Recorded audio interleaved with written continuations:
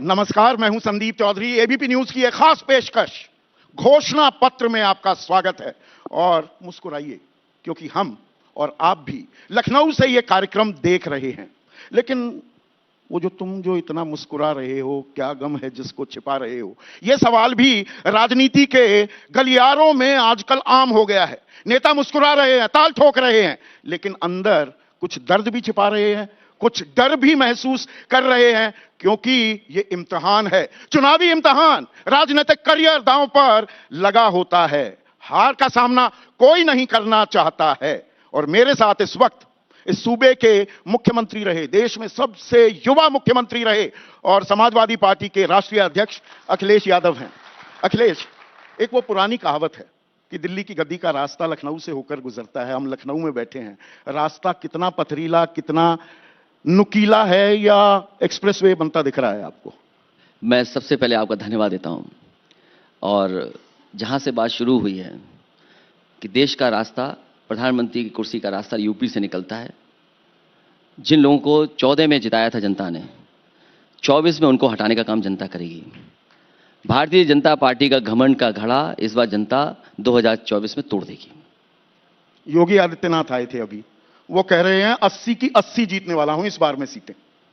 मैंने सुना था उनका 80 में 80 बोल रहे थे, जीत के बारे में नहीं बता रहे थे।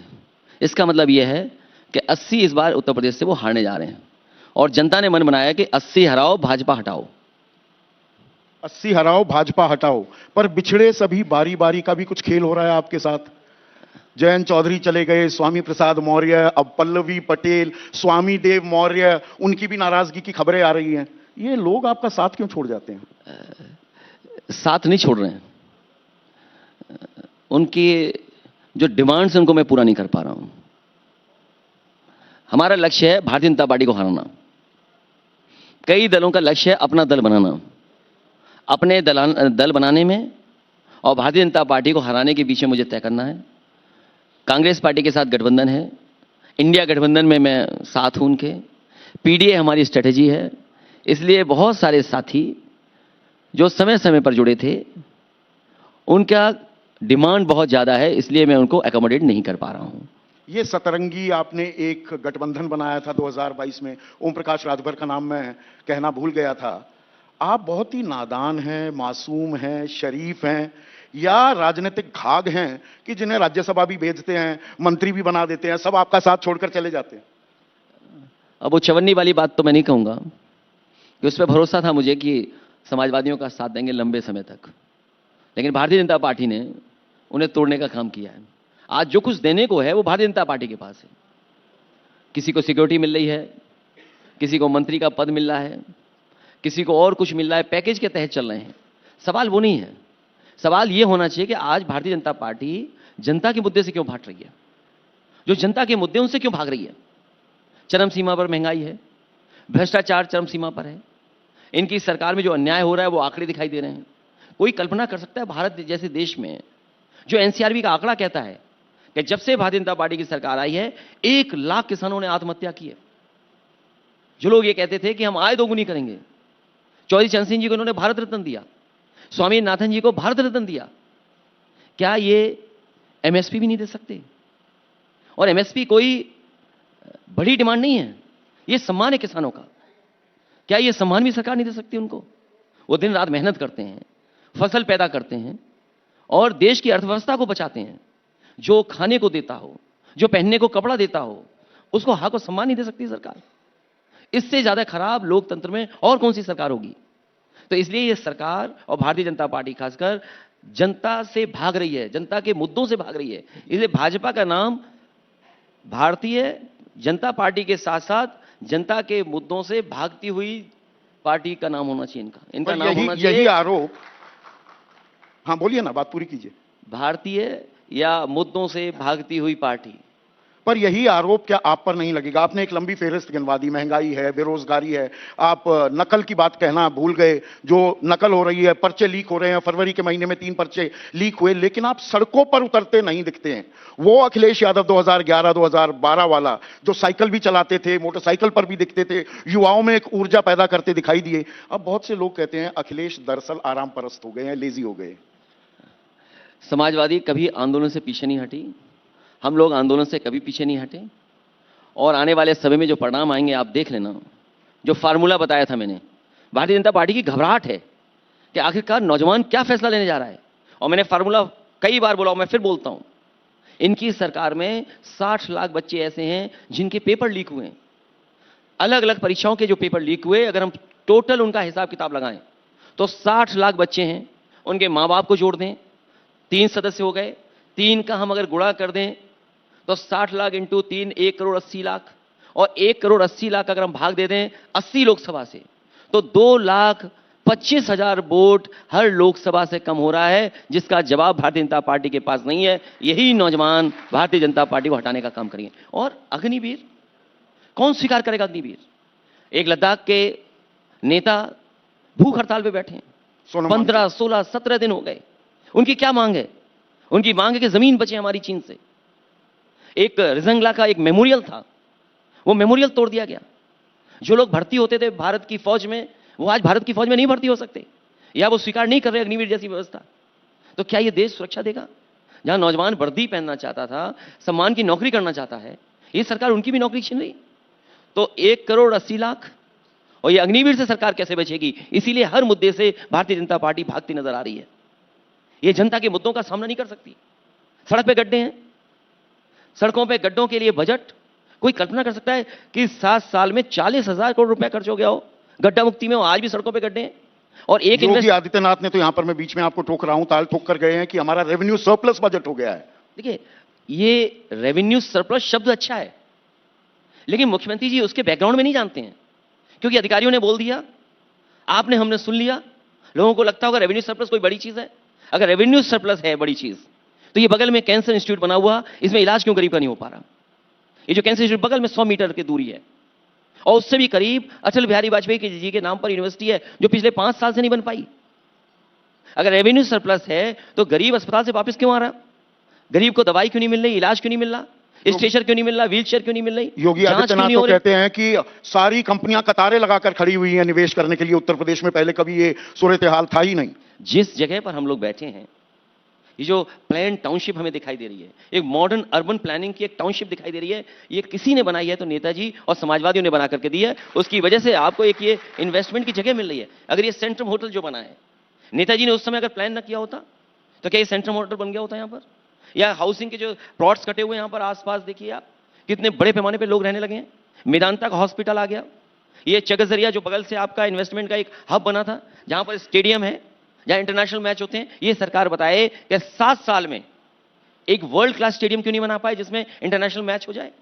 अगर कहीं और नहीं बनाते, गोरखपुर में बना देते।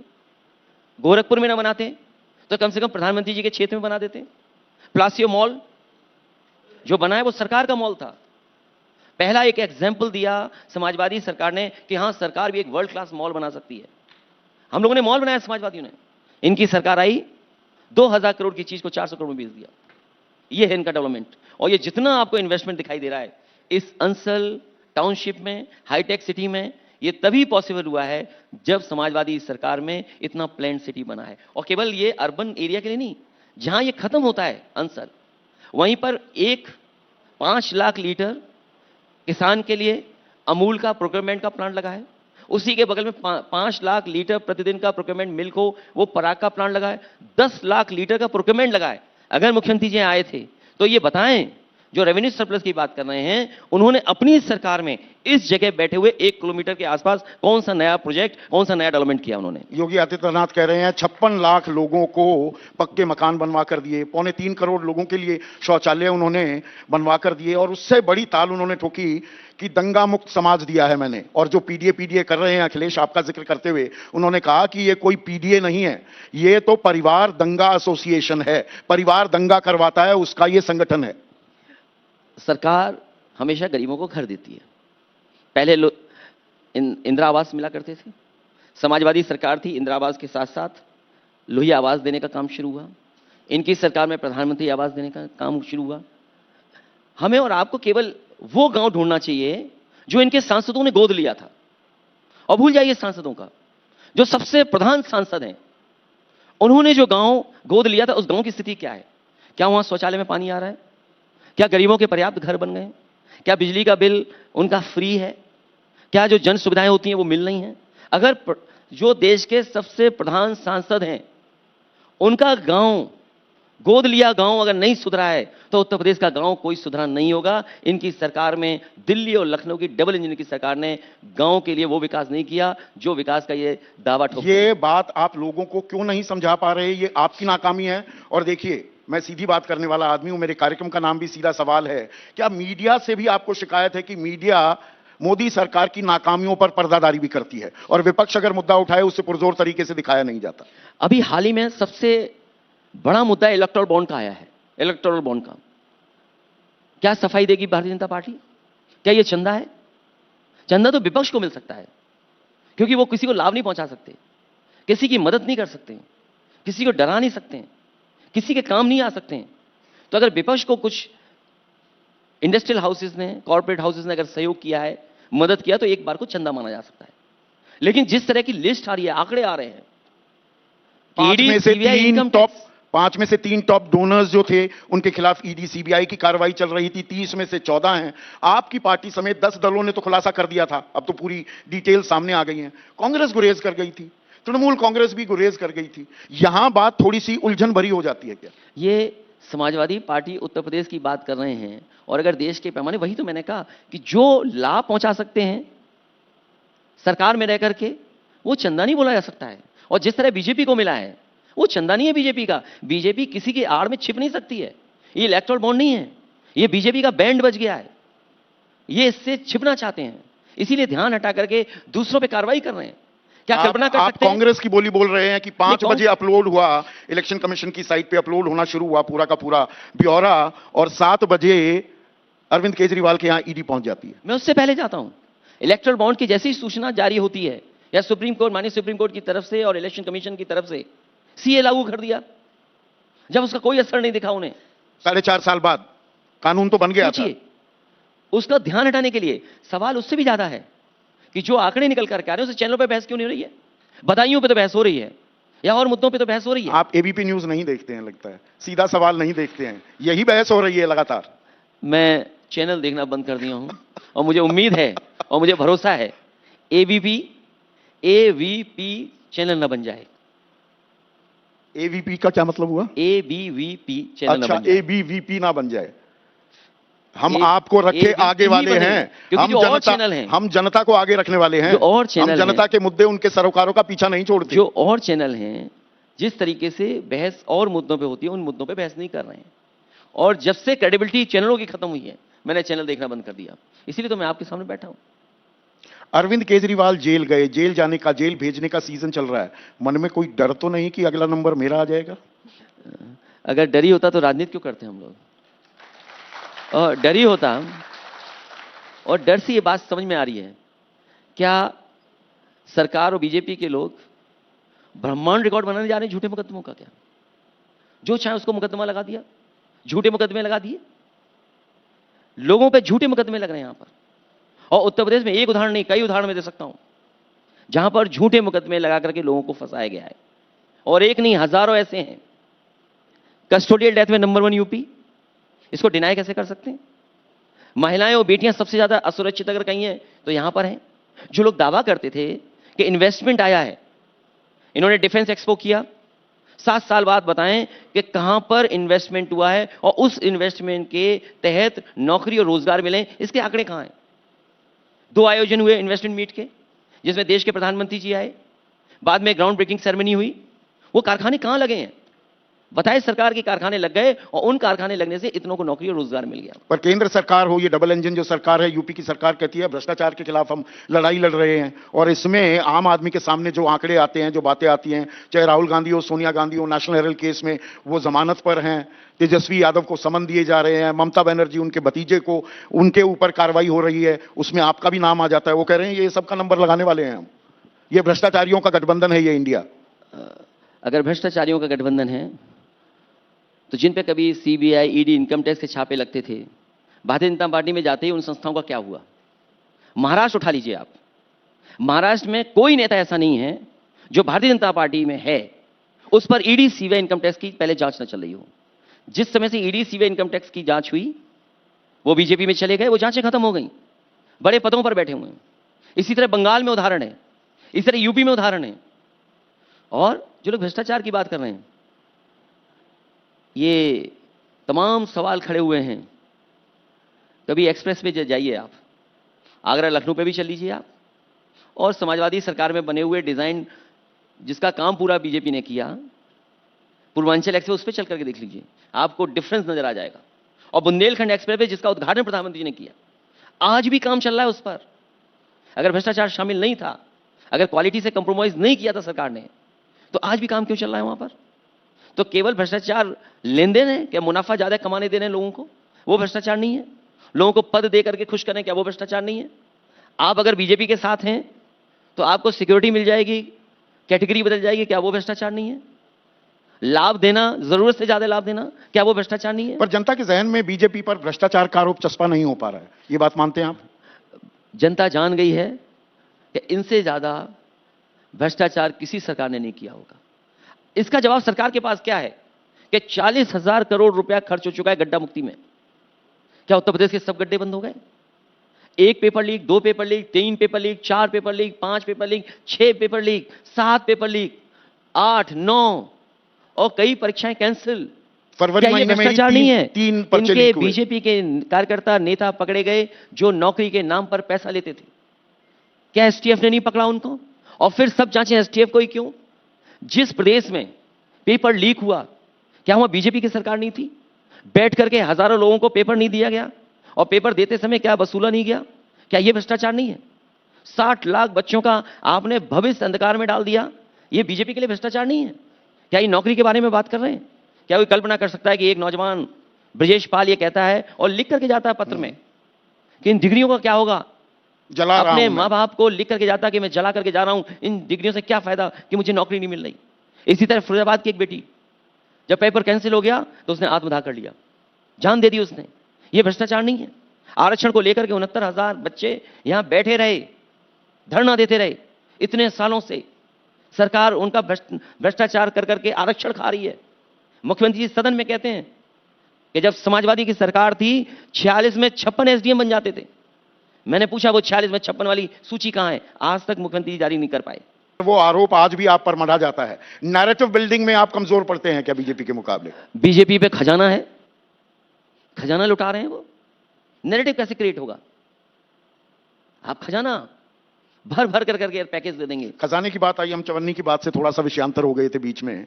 जयंत चौधरी से मैंने इंटरव्यू किया और मैंने कहा 7 सीटें जहां मिल रही थी आपको, मैंने कहा आप तो चवन्नी है, पलटने नहीं वाले थे, बीजेपी ने पलट दिया, उछाल दिया आपकी चवन्नी को। तो मैंने कहा 7 सीटें दे रहे थे अखिलेश, 2 पर क्यों मान गए? वो कहे 7 सूत कुछ नहीं मिल रही थी, 6 मिल रही थी, और 6 में भी उम्मीदवार अपने खड़े करना चाह रहे थे। ये बात गलत है, और मैंने कई बार इस बात में कहा कि जो उन्होंने प्रत्याशी कहा, क्योंकि जिस पार्टी से भी हमारा अलायंस हुआ, ये बात मैंने उनके सामने रखी और दलों से भी कि आपके पास समीकरण क्या है और आपका प्रत्याशी कौन है। उसमें बातचीत में जो जो उन्होंने कहा वो मैंने स्वीकार किया। केवल एक सवाल मुजफ्फरनगर का था, मैंने उनसे कहा कि अगर मुजफ्फरनगर में आप अपने किसी परिवार को लड़ाना चाहते हैं तो हम उस पर भी विचार कर लेंगे। पर आपकी पसंद हरिंदर मलिक थे, और उन्होंने जब मेरी पसंद हरिंदर मलिक थे तो उन्होंने कहा मैं बात करना चाहता हूं उनसे। वो खुद हरिंदर मलिक उनसे मिल करके आए और अपनी बातचीत की, और उसके बाद पता लगा कि गिनती में 7 छोटा है, 2 बड़ा है। दुख हुआ जयंत ऐसे छोड़कर चले गए, राज्यसभा भी दी आपने। सवाल ये नहीं है, इससे बड़ा सवाल ये कि एक लोकसभा नहीं हमने धोखा खाया, 2 लोकसभा खोई हमने।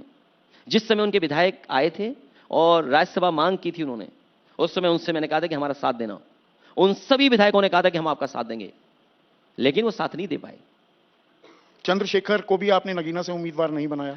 क्योंकि अब हमारा जो अनुभव रहा है, जिन जिन साथियों को साथ लिया है समाजवादियों ने, उन्होंने समाजवादी पार्टी से तो लाभ लिया है, लेकिन समाजवादी पार्टी को कुछ खास देकर के नहीं गए।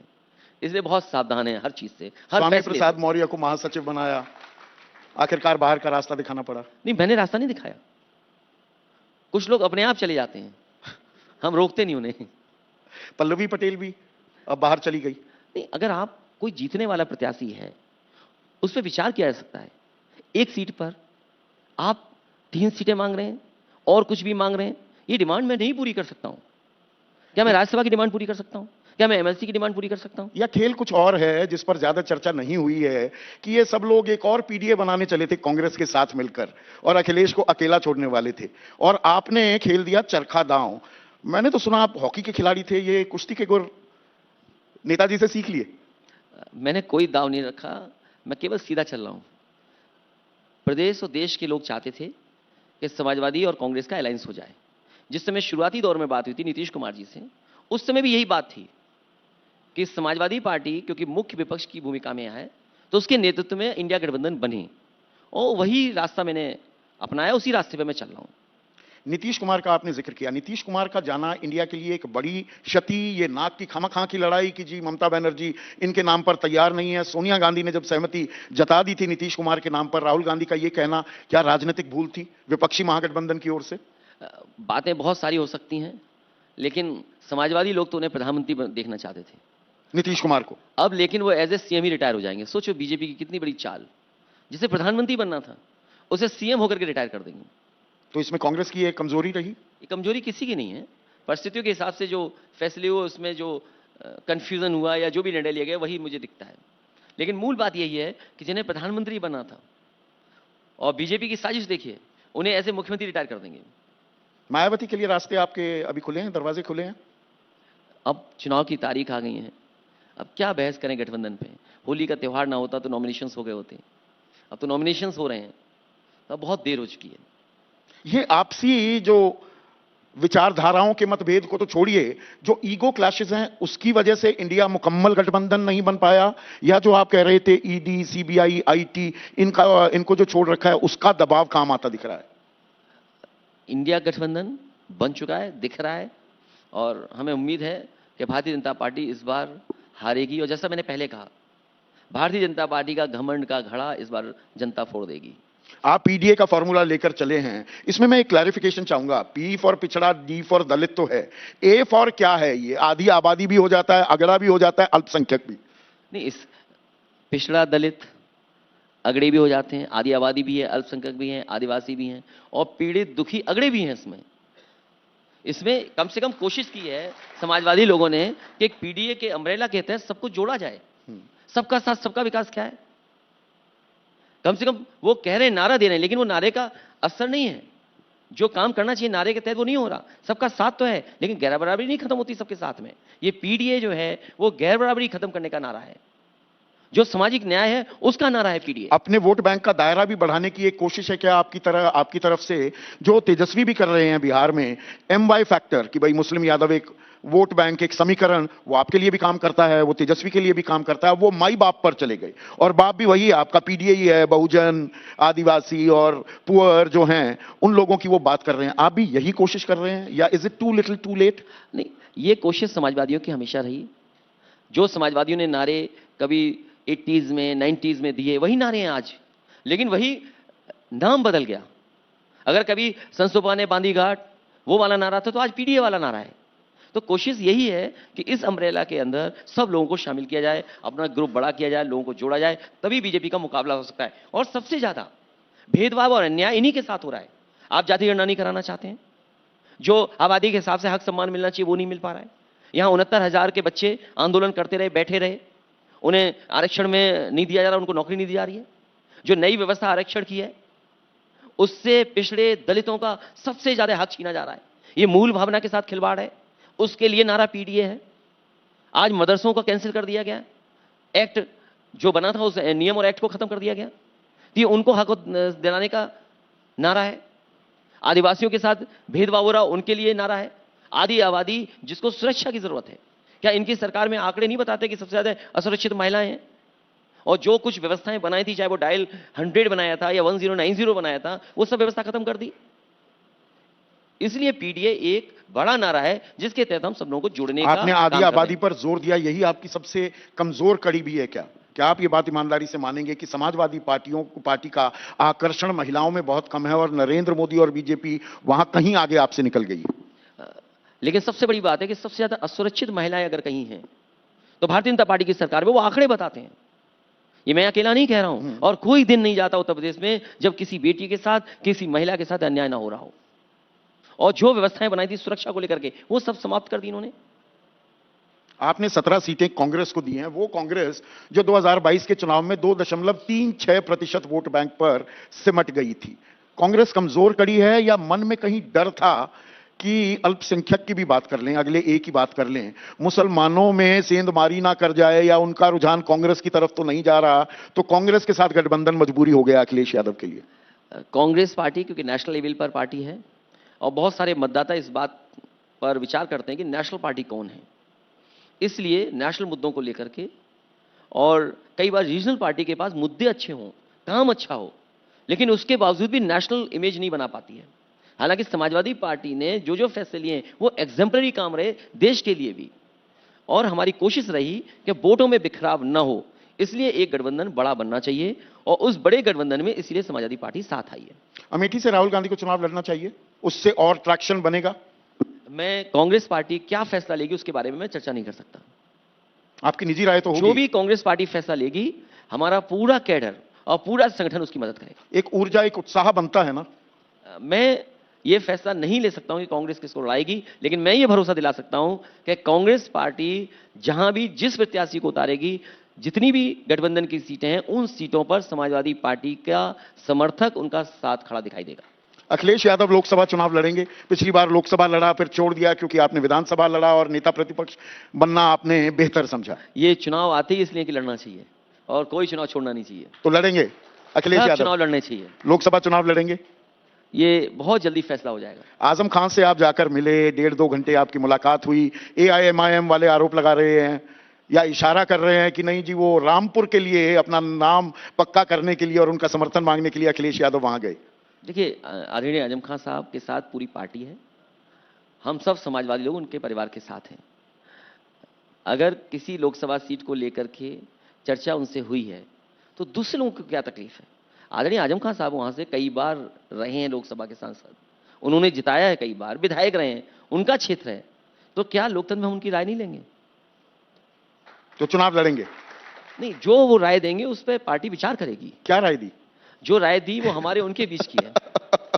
तो मतलब मैं ये मानकर चलूं आप चुनाव लड़ने वाले हैं? चुनाव, मैंने आपसे कहा कि बहुत जल्दी आपको पता लग जाएगा चुनाव कहां से लड़ेंगे, और चुनाव तो चुनाव लड़ रहे हैं तो कहां से लड़ेंगे? लड़ना चाहिए, मैंने इसीलिए पहले कहा। तो चुनाव लड़ रहे हैं, हैं। ऊर्जा और उत्साह आपके कार्यकर्ताओं में तभी आएगी कि अखिलेश भैया आ गए मैदान में। मैं कई बार लोकसभा लड़ चुका हूं और लोकसभा चुनाव 2000 में लड़े थे पहली दफा, लेकिन उसके बाद सदन में गया मैं। हाँ। 19 में मैं लड़ा। हाँ, क्योंकि परिस्थिति के हिसाब से मुझे परिस्थितियों में मुझे इस्तीफा देना पड़ा। आएगा चुनाव तो फिर लड़ा जाएगा चुनाव। तो चुनाव लड़ा जाएगा। एक और जो आरोप बीजेपी लगातार आप पर लगाती है वो परिवारवाद का, और उस आरोप में उसके तो जवाब आप इतनी बार दे चुके हैं, पर मैं अपना सवाल अब इसमें जोड़ दूं कि इस बार आपने एक जातिगत समीकरण पीडीए वाला खेल अपने उम्मीदवारों के चयन में तो किया है, लेकिन जहां तक यादव उम्मीदवार हैं, सारे यादव उम्मीदवार मुलायम सिंह परिवार के ही क्यों? ये अननेसेसरी बहस इसलिए बीजेपी करती क्योंकि बीजेपी मुकाबला नहीं कर सकती। मैंने देखा, मैं कई चैनल देख रहा हूं, हो सकता है मैंने आपका ना देखा हो, लेकिन वो चैनल जिसको अब इस बात पर तो मैं से शिकायत दर्ज कराऊंगा अगर आप नहीं देख रहे हैं तो। मैं अब देखना शुरू करूंगा। लेकिन शर्त यही है कि ये एवीवीपी चैनल न बन जाए। हो ही नहीं सकता। ये यहां पर मैं खुला ऐलान कर रहा हूं, आप अपनी सीट का नाम बताने को तैयार नहीं, मैं खुला ऐलान कर रहा हूं, एबीपी न्यूज रहेगा, आपको रखे आगे रखेगा, एबीवीपी कतई नहीं होगा। सबको आगे रखने वाली बात तो बहुत अच्छी है। हाँ। क्योंकि दूसरे लोग सबको आगे नहीं देख सकते। किसी गाड़ी के पीछे बैठे थे, दूसरे दिन उन्होंने उसको गाड़ी के आगे बैठे वाले को हटा दिया। तो इसी में ही तो वो कहती है ना बीजेपी, अपने परिवार को आप बढ़ावा देते हैं, बात पीडीए की करते हैं। हाँ, जो बात मैं कहना चाहता था कि जो लोग समाजवादी पार्टी के खिलाफ न जाने क्या क्या आरोप लगाते थे, वही लोग सुझाव दे रहे हैं कि आप क्या कर रही हैं। और जहां जीतने वाली सीट पे जो भी प्रत्याशी जीतेगा उसको लड़ने के लिए फैसला लेगी पार्टी। और ये जनता के बीच में जाने का है, संघर्ष का है फैसला। ये ऐसा नहीं है कि हमने किसी को नाम दे दिया और वो जीत करके चला गया। वरुण गांधी को चुनाव लड़ाएंगे या समर्थन देंगे? अभी इस पर कोई चर्चा नहीं हुई, मुझे कोई जानकारी नहीं है। आपको जानकारी नहीं है? मुझे कोई वाकई में जानकारी नहीं है। पर वरुण गांधी के लिए दरवाजे खुले हैं। दरवाजे नहीं, सॉफ्ट कॉर्नर तो रहेगा पार्टी का। सॉफ्ट कॉर्नर है। अगर कोई अच्छा प्रत्याशी मिल जाएगा, बीजेपी के लोग हमारे प्रत्याशी पे डाका मार रहे हैं, अगर कोई उनकी पार्टी का प्रत्याशी आ रहा होगा अच्छा, तो हम विचार करेंगे उस पर। तो वो खेल आप भी खेलना जानते हैं। पर एक चीज क्या आप मानेंगे अखिलेश, आपने मुद्दों की बात की, वो लंबी फेहरिस्त है, इसमें कोई शक नहीं, कोई शुबा नहीं। 2014 में जिस तरह से बीजेपी ने लोगों को समझाया, उनकी नब्ज टटोली और पकड़ ली, बहुत हुई पेट्रोल डीजल की मार, बहुत हुआ भ्रष्टाचार, बहुत हुई रसोई गैस की मार, अब की बार मोदी सरकार। आपके पास मुद्दे तो हैं, परोसने का तरीका नहीं और उसे बेचने का तरीका नहीं आता क्या विपक्ष को? अब की बार बीजेपी हार और अब की बार 400 हार, ये हमारा नारा है। ये बात ठीक है कि हम लोग ट्रेडिशनल पॉलिटिक्स करते थे, हमारे पास कोई मार्केटिंग स्ट्रेटजी नहीं है, और जो बूथ का आखिरी दिन का मैनेजमेंट है, आखिरी दिन का जो मैनेजमेंट है, रात से लेकर के सुबह तक वाला, ये प्रचार खत्म होने के बाद से लेकर के वोट डालने के समय तक, जिसमें धन बल का भी इस्तेमाल होता है, जो आप क्या इशारा यही कर रहे हैं? मैं नहीं कह सकता हूं सीधा, क्योंकि इलेक्शन कमीशन पता नहीं कहां से क्या देख रहा हो। हाँ, आप कह सकते हैं। ये जो लास्ट मोमेंट मैनेजमेंट है, ये कोई बीजेपी की होशियारी नहीं, बीजेपी के पास सरकार है, धन बल है उनके पास, वो मैनेजमेंट है। कांग्रेस आरोप लगाती है कि जी हमारे अकाउंट फ्रीज कर दिए, 115 करोड़ रुपए रोक लिए, हमारी जेब में पैसे नहीं, प्रचार कैसे करें, नेताओं को रेल में नहीं भेज सकते, हवाई जहाज में नहीं भेज सकते, विज्ञापन नहीं दे सकते, इश्तेहार नहीं लगा सकते। ये विधवा विलाप जो शब्द होता है, बहुत अच्छा शब्द नहीं है। देखिए, वो हार की खीज है या ये हकीकत है? केवल अकाउंट सीज नहीं हो रहे हैं, मुख्यमंत्री सीज हो रहे हैं। आप सोचिए, ये हार का डर नहीं है बीजेपी का, बीजेपी हार चुकी है। अगर हार का डर होता तो इलेक्शन फेस करते। ये हार चुके हैं, इसलिए नैरेटिव बदलने के लिए ये काम किए जा रहे हैं, क्योंकि इनके पास जवाब नहीं है। जिन किसानों से इन्होंने ये कहा कि आपकी आय दोगुनी होगी, जिन किसानों को कहा कि फसल बीमा से आपकी फसल के नुकसान की भरपाई नहीं जबकि लाभ मिलेगा आपको, आप बताइए क्या इन्होंने तैयारी की उसके लिए? आपने दिल्ली से कहा कि हमने एग्रीकल्चर इंफ्रास्ट्रक्चर के लिए 1 लाख करोड़ रुपए रखे बजट में। आप बताइए एक्सप्रेसवे के किनारे या उत्तर प्रदेश में एक भी मंडी बनाई उन्होंने? बताओ आखिरकार किस जगह किसान जाकर के एमएसपी ले ले या लाभकारी मूल्य ले ले? जिन्होंने ये कहा कि हम आय दोगुनी कर देंगे, क्या किसान की आज महंगाई, इस महंगाई में आय दोगुनी हो गई? जब डीजल, पेट्रोल, जीएसटी और हर कीटनाशक दवाई से लेकर के जरूरत की चीज किसान की महंगी है। तो इन तमाम सवालों का जवाब ना देना पड़े, इसलिए भारतीय जनता पार्टी इस तरह का काम कर रही है। इलेक्टोरल बॉन्ड्स में इनकी घंटी बज गई, उसका जवाब इनके पास नहीं। जो ये गारंटी की घंटी बजा रहे हैं, ये चलने वाली नहीं है इस बार देश का किसान, देश का मजदूर, देश का नौजवान इनका घमंड चूर करने जा रहा है वोट डाल करके। 2022 में जब विधानसभा चुनाव हुए थे, किसान आंदोलन अपने चरम पर था और उसकी गूंज सुनाई दे रही थी, लेकिन एक भरोसा होता है, आप मुझसे बेहतर जानते हैं, इतने साल आपने राजनीति की है। जनता गाली देकर भी, गरियाकर भी भरोसा बीजेपी पर ही क्यों जता देती है? वोट कम हुआ बीजेपी का, कम उतना नहीं हुआ जितना होना चाहिए था। वही मेरा सवाल है। विपक्ष का वोट बढ़ा, इसीलिए मैंने आपसे कहा बीजेपी अपने मैनेजमेंट से जीत रही है, मुद्दों से नहीं जीत रही है। अगर मुद्दों से जीत रही होती तो बुनियादी मुद्दे, आम जनता के मुद्दे से भारतीय जनता पार्टी भाग क्यों रही है? उसी में अगला सवाल अखिलेश में ये जोड़ दूं, 2019 के लोकसभा चुनाव की बात करें तो 6,000 रुपए की किसान कल्याण सम्मान निधि बीजेपी लेकर आई, लोगों ने हाथों हाथ लिया और राहुल गांधी ये कहते रह गए, जी मेरी एक न्याय योजना भी है, 72,000 रुपए दूंगा, 6,000 रुपए महीने के दूंगा और 6,000 रुपए साल, 500 रुपए महीने वाली योजना को हाथों हाथ ले लिया लोगों ने। देश की जनता भरोसा किया भारतीय जनता पार्टी पर, लेकिन इधर जो परेशानी आई है गरीब के ऊपर, किसान के ऊपर, जो लोग विश्व गुरु बनाने की बात कर रहे हैं, जो लोग कह रहे हैं विकसित भारत बनेगा, उस भारत में 80 करोड़ लोगों को ये अनाज दे रहे हैं, राशन दे रहे हैं, खिलाने पिला रहे हैं। कोई कल्पना कर सकता है ये अर्थव्यवस्था क्या है जहां पर हमारा किसान दुखी है? लेकिन 1% दूसरे लोग लाभ पा जनसंख्या रहे के हैं। पास 40.1% संपत्ति है।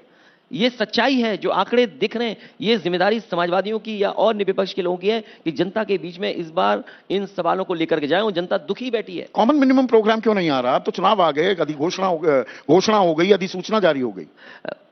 कॉमन मिनिमम प्रोग्राम तो आएगा ही आएगा। देर क्यों समाजवादी करते पार्टी का विजन डॉक्यूमेंट भी आएगा, और विजन डॉक्यूमेंट कम से कम यह आएगा कि किसान को हम राहत क्या दें। उदाहरण के लिए भारतीय जनता पार्टी की सरकार ने 15 लाख करोड़ किसान का, वो उद्योगपतियों का कर्ज माफ किया है। क्या किसानों का कर्ज माफ नहीं हो सकता? हमारे विजन डॉक्यूमेंट में होगा कि उत्तर प्रदेश के किसान और देश के किसानों का कर्ज माफ हो, ये शामिल हो हमारे कॉमन मिनिमम प्रोग्राम में। आखिरी सवाल, योगी कह गए 80 में 80, आप कितनी सीट जीतने वाले हैं? 80 हराओ, नौकरी पाओ। 80 हराओ, संकट बचाओ। 80 हराओ, लोकतंत्र बचाओ। कितना हराओ 80 में से? आप कितने जीतेंगे? एक के अलावा सब हार जाएंगे। एक के अलावा सब हार जाएंगे। एक कौन बच गए? अब कोई हो सकता है, एक हो कोई। अच्छा, प्रधानमंत्री बचेंगे सिर्फ? ये मैं नहीं तय करता हूं, एक के अलावा सब हारने वाले हैं। एक के अलावा सब हारने वाले हैं। 4 जून को देखते हैं, दूध का दूध पानी का पानी हो जाएगा। अखिलेश आप आए, कीमती वक्त निकाला, बहुत बहुत शुक्रिया। इस सत्र में घोषणा पत्र के बस इतना ही। नमस्कार, मुस्कुराते रहिए।